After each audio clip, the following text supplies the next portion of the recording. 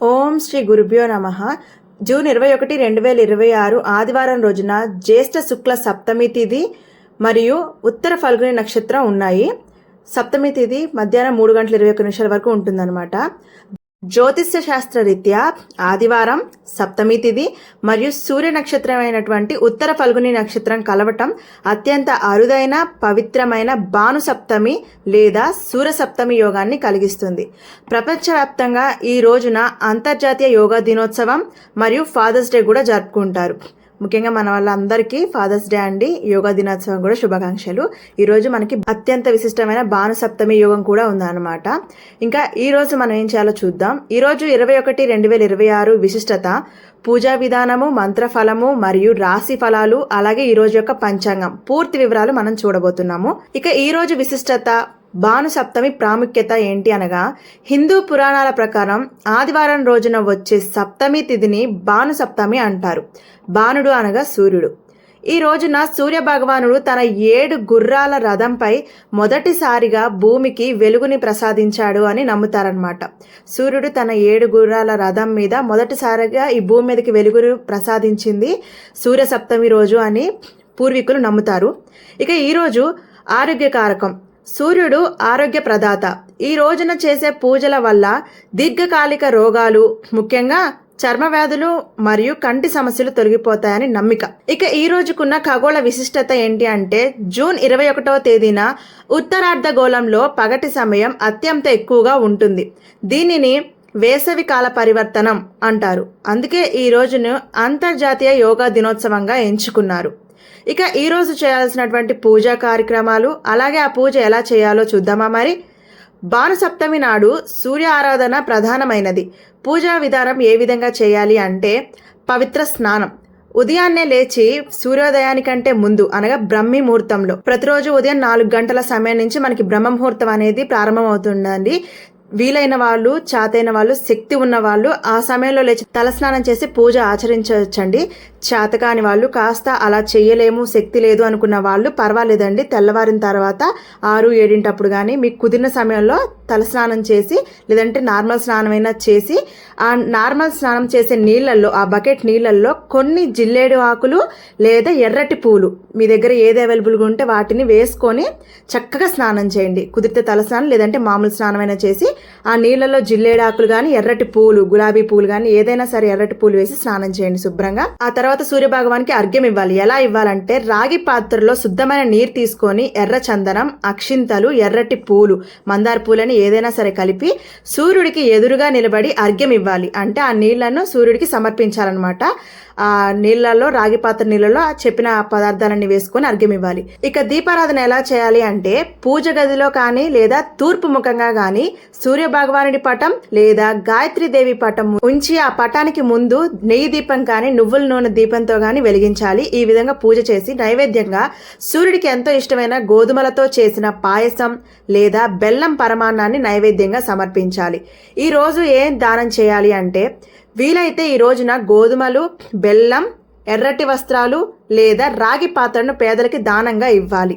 ఇక ఈరోజు పూజ చేసే సమయంలో మనం ఏ మంత్రాన్ని జపించాలో చూద్దాము. జపించాల్సిన మంత్రాలు.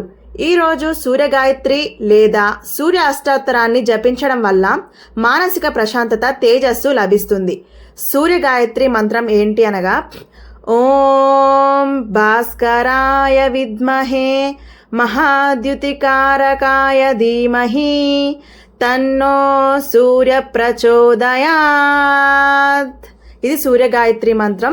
ఇక సూర్య బీజాక్షరి మంత్రం ఏమిటి అనగా, ఓం హ్రాం హ్రీం హ్రౌం సహా సూర్యాయ నమః. ఎన్నిసార్లు జపించాలి అంటే ఈ మంత్రాలని మనం కనీసం 21 సార్లు లేదా వీలైతే 108 సార్లు జపించడం అత్యంత శ్రేయస్కరం. సమయం ఉంటే ఆదిత్య హృదయ స్తోత్రాన్ని 3 సార్లు పఠించడం వల్ల శతకోటి ఫలితం దక్కుతుంది. పైన చెప్పినటువంటి సూర్య గాయత్రి మంత్రాన్ని కానీ, సూర్య బీజ మంత్రాన్ని కానీ వీలైనన్ని సార్లు ఈరోజు జపించండి. కుదిరితే ఆదిత్య హృదయాన్ని పఠించండి. ఇక ఏ రాశుల వారికి ఈరోజు చాలా అనుకూల గ్రహ ప్రతిస్థితులు చూద్దాం. ఈరోజు చంద్రుడు కన్యా రాశిలో సంచరిస్తున్నాడు. సూర్యుడు మిథున రాశిలో ఉన్నాడు. ఉత్తర ఫల్గుని నక్షత్రం కావటం వల్ల ఈ రాశుల వారికి ఈరోజు అత్యంత అనుకూలంగా ఉంటుంది. ఇవాళ అనుకూలించే రాశులు ఏంటి అనగా సింహరాశి, కన్యారాశి, మేషరాశి. ఈ రాశులకి చాలా అనుకూలంగా ఉంటుంది. ఉద్యోగంలో ప్రమోషన్లు, వ్యాపారంలో లాభాలు, ఆకస్మిక ధనలాభము మరియు కీర్తి ప్రతిష్టలు పెరుగుతాయి. ఈ 3 రాశుల వారికి ఈరోజు మంచి అనుకూలమైన ప్రభావాన్ని చూపించగా, మధ్యస్థమైన ప్రభావం ఎవరి మీద ఉంది అంటే వృషభ రాశి, మిథున రాశి, తులారాశి, ధనస్సు రాశి, మీనరాశి.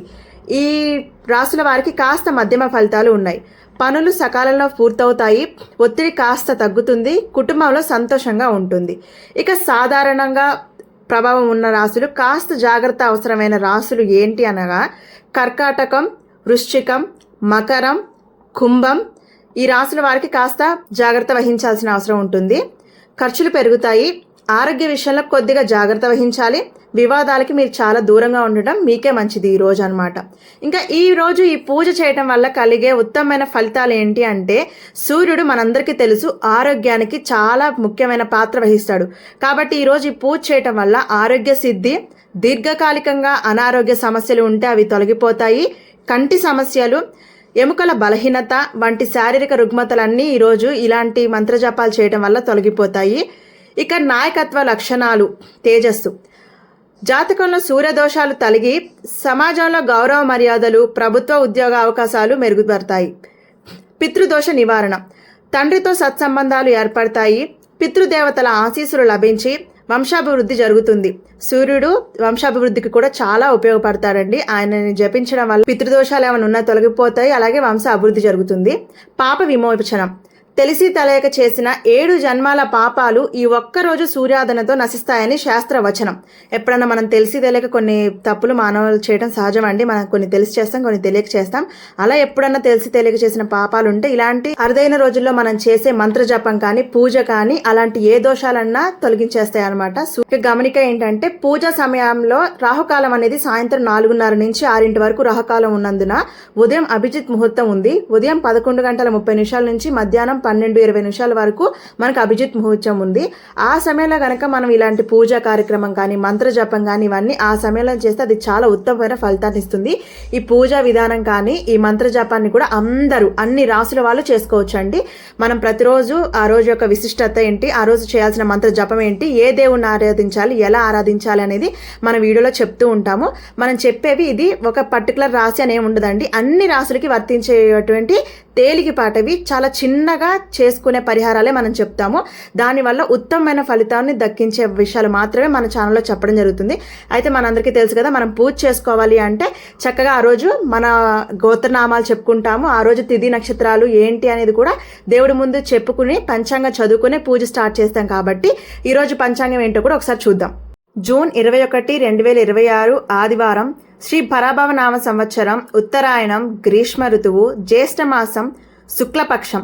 సూర్యోదయం ఈరోజు తెల్లవారుజామున 5:46 ప్రారంభం కాగా సూర్యాస్తమయం సాయంత్రం 6:49 వరకు ఉంటుంది. ఇక ఈరోజు తిథి సప్తమి మధ్యాహ్నం 3:26 వరకు ఉండగా తరువాత అష్టమి తిథి ప్రారంభమవుతుంది.